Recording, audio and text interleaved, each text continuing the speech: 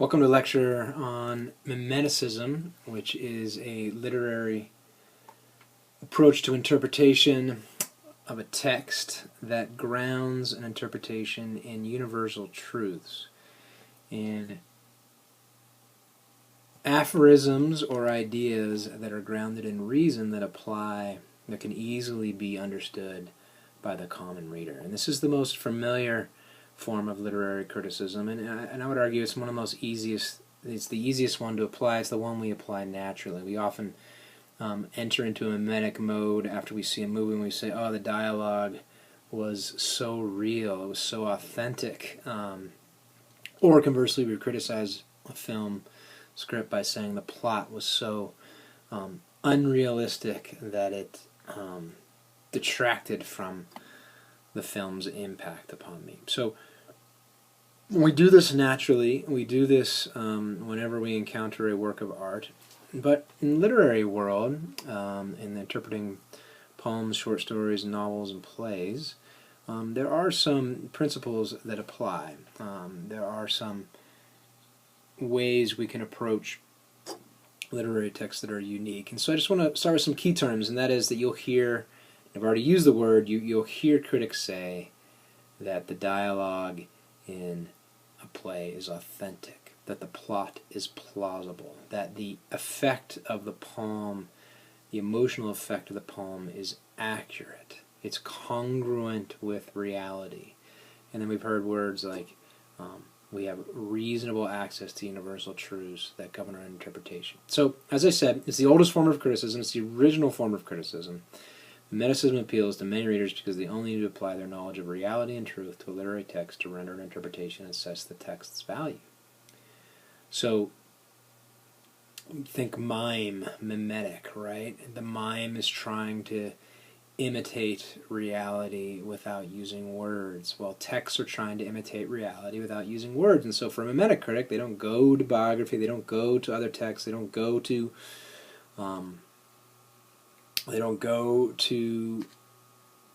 literary criticism. They go to whether or not the text is congruent with reality, whether or not it develops universal truths, whether or not one can reasonably apply moral principles or universal truths to interpret the text. Whoops. Let me get the eraser.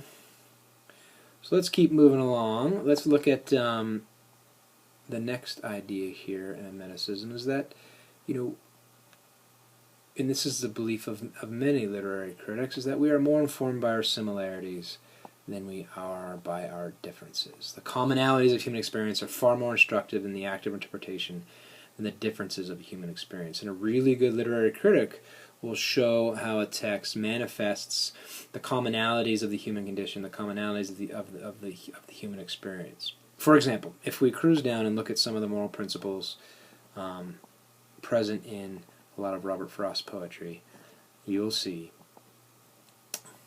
bear with me here, that humans lament loss, death, decay, or dissolution. It is a reoccurring poetic theme.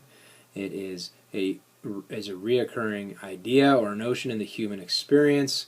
It doesn't take a lot of imagination or reasoning capacity to agree that that is a universal human condition that informs our experience.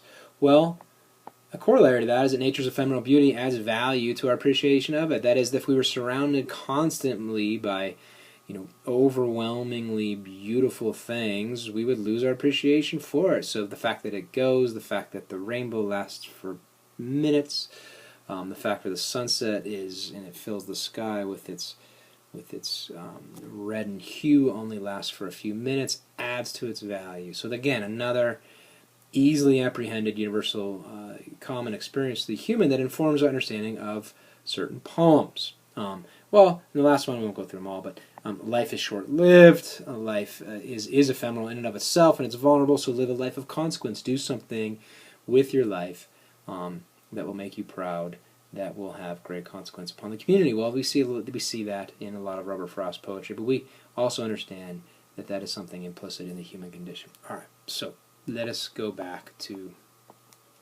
where we were with distinguishing between two different forms of mimesis, and that is, there's Aristotelian mimesis, and there is imitative accuracy. So Aristotelian considers the poem's universal relevance and not its imitative accuracy. As it says here, Mimeticists interpret texts for the universal truths that inform the human experience and not just the imitative accuracy, or they even forego the imitative accuracy of the depicted moment. If the poem is transcendent not with a shifty and chaotic world of appearance, but instead with some transcendent reality, some universal truth or universal understanding of the human condition, the usual tension between coherence and congruence is considerably relaxed, perhaps even dissolved. Okay, and so what does that mean? Well, Shakespeare's plots are ridiculous, right? I mean, the amount of events that happen over 3 days would take half of a lifetime. His geography was terrible. He has ghosts all over his poems, particularly Hamlet. But well, let's take the ghost, for example. The father's ghost in Hamlet, right? We don't sit there and say, it's so unrealistic, right? I don't see ghosts in everyday experience. It's not part of the human condition, so therefore this is a bad text. We say what Shakespeare was after was the influence of the father upon the son, particularly a deceased father upon the son's actions, the son's ability to carve out a life for himself. So we forego Shakespeare's lack of imitative accuracy, lack of congruence with the shifty, chaotic world of experience, and we say that he is mimetically brilliant because he captures the universal truth that a father's ideas, a father's legacy has profound influence upon sons and daughters.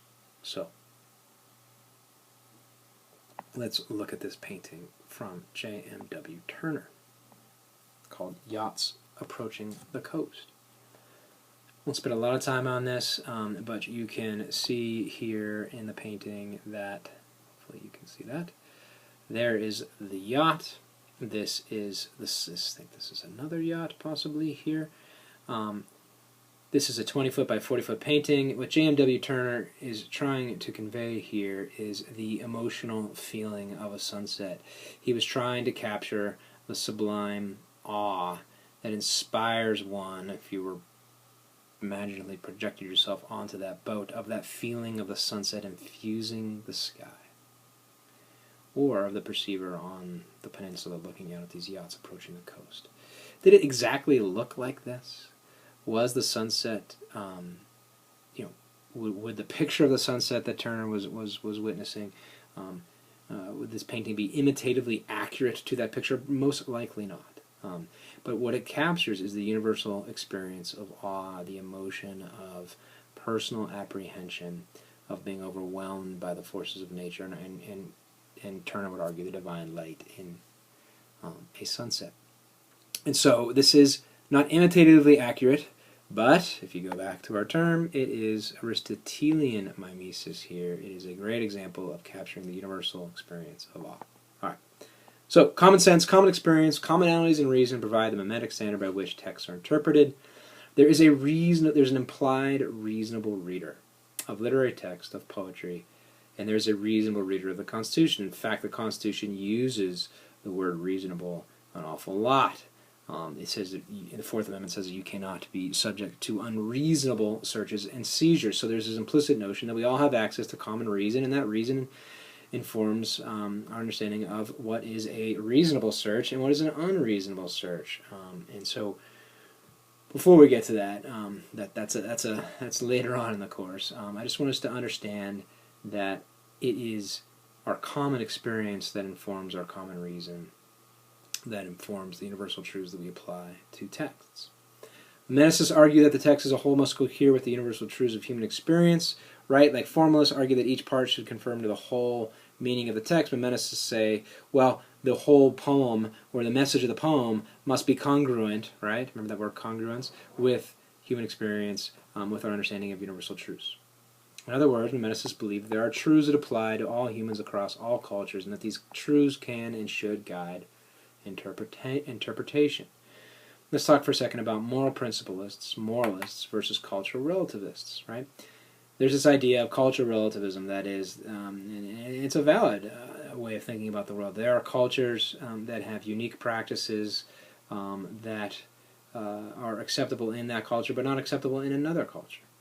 Well, moralists would say that there are universal truths that govern the human experience that apply to all humans, and that regardless of what culture you're in, and regardless of your cultural practices, that is not an excuse for violating certain moral principles.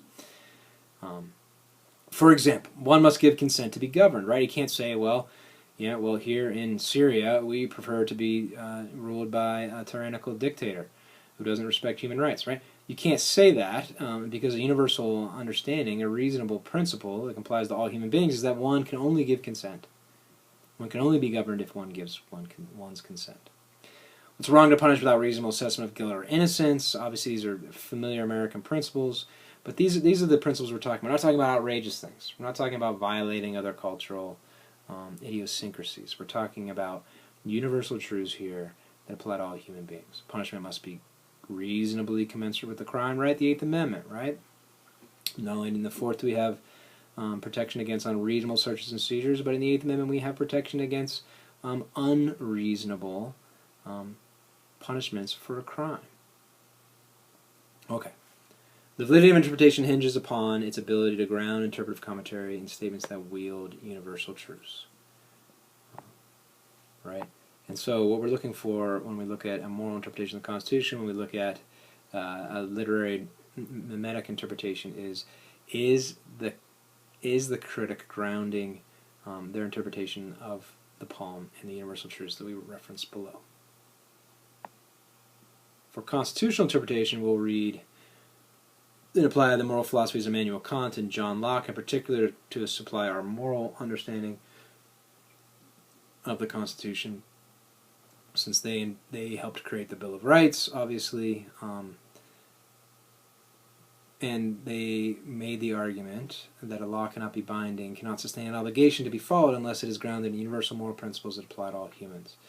To interpret a law as constitutional is to interpret a law as moral, as possessing obligatory status to us all. Well, to interpret a poem mimetically, which is really what we're up to here, we are saying that the best approach, or the most persuasive approach, is to say that this poem captures this universal truth, this common experience to all human beings, this aspect of the human condition, and that's what makes it valuable. That's what makes it so resonating with us. All right, well, let's look at a poem.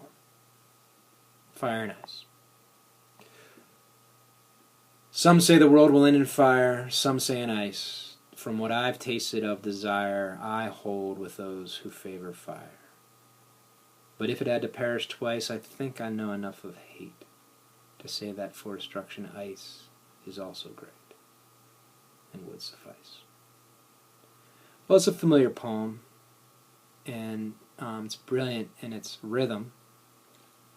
It's dark in its message, obviously thinking about the apocalypse, the end of the world, and how the world will end. Not cheery stuff, but we expect that from Frost.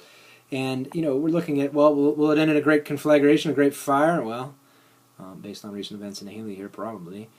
For what he's tasted of desire, he's saying what I've tasted of passion, of extremism, of extreme loyalties, nationalism, it will probably end in a great passionate war, right? That will end in a fire, a nuclear fire, possibly, right? But if it had to perish twice, he says, I know enough of hate. I know enough of hate, of the opposite of great passion, to say that destruction, that for destruction, ice, a great ice age, would also suffice. That sort of coldness between human beings, that inability to work together. All right, well, what moral principles, if we go down and look at them, some that many readers of Frost have agreed inform our understanding, how can we apply them? Humans lament loss, death, decay, or dissolution, right? Nature's ephemeral beauty adds to our value and appreciation of it. Okay, all right. Life is short-lived and vulnerable, so live a life of consequence. That seems to be pretty good. To see the world as it is, get beyond anthropocentric concerns. Well, let's choose this one, right? Life is short-lived. and vulnerable. So live a life of consequence. Right? Let's go back up and look at the poem. If we look at the poem, and we apply that mimetic truth, life is short-lived, so live a life of consequence. Look at the poem through that mimetic lens. The world's going to end. It's either going to end in fire or ice. Fire because of great passion and desire, or ice because of the controlling feeling of hate between human beings. That hate, that ice would also be great and would suffice to end the world. Well, implicit in this is to, the world, not just one's life. The world is short-lived or ephemeral. So, live a life, do something, commit to a life of consequence. Right? Because darkly here, he's debating how the world's going to end, but implicit in here is really that the world is ending and it's short-lived, right? And that's our takeaway, and so we must do something with our lives, something that contributes to our own lives, our own personal benefit, and the benefit of our community. Most readers would respect that, understand that, find that to be reasonable, find that to govern the human condition, certainly to be a mimetic approach to the poem. Well, let's cruise down and look at Once by the Pacific, a poem he wrote about revisiting, about his memory of visiting the Pacific Ocean with his father. But again, we're not concerned with biography, we're not concerned with other texts or literary criticism, we just want universal experience here to inform our understanding. He writes, "The shattered water made a misty din. Great waves looked over others coming in and thought of doing something to the shore that water never did to land before. The clouds were low and hairy in the skies, like locks blown forward in the gleam of eyes. You could not tell, and yet it looked as if the shore was lucky in being backed by cliff, the cliff in being backed by continent. It looked as if the night of dark intent was coming, and not only a night, an age. Someone had better be prepared for rage. There'd be more than ocean water broken before God's last put out the light was spoken." Beautiful poem here, sonnet-like, again, but we're not concerned with form. What is he saying here? Again, another apocalyptic vision like fire and ice. At some point in time, there is going to be the end of the world. There's going to be more than ocean water broken. There's going to be more than waves crashing on a cliff here. When God says, put out the light, the opposite of let there be light, put out the light, and snuffs out this life. So what's implicit in here? What informs our understanding here? Again, right? Not just beauty is ephemeral, so we appreciate it. Life is short-lived. But life is short-lived, we must live a life of consequence, right? Someone had better be prepared for rage. You, reader, better be prepared for the end. Life will end. Do something. Do something you will be proud of. Do something that enriches your life. Do something that will inform the afterlife, right? For that rage, for that judgment day. Do something, live a life of consequence. Isn't that interesting? Isn't that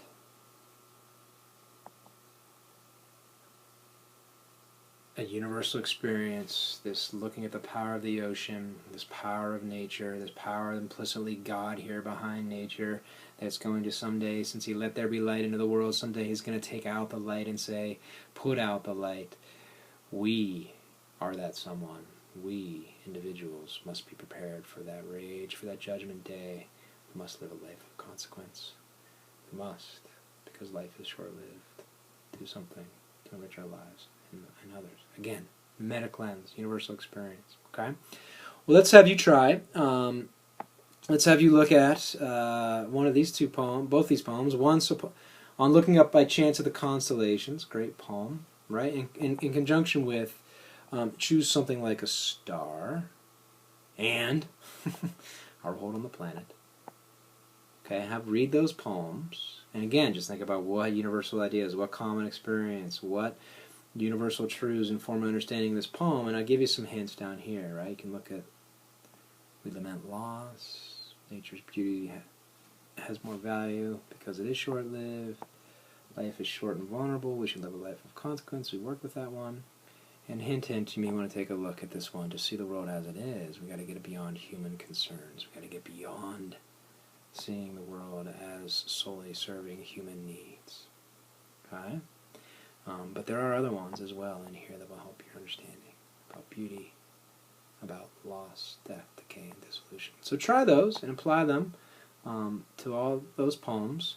And in your Google Journal, choose one poem and as many universal truths as you come up with, and apply them to your interpretation of the poem. Thanks for listening.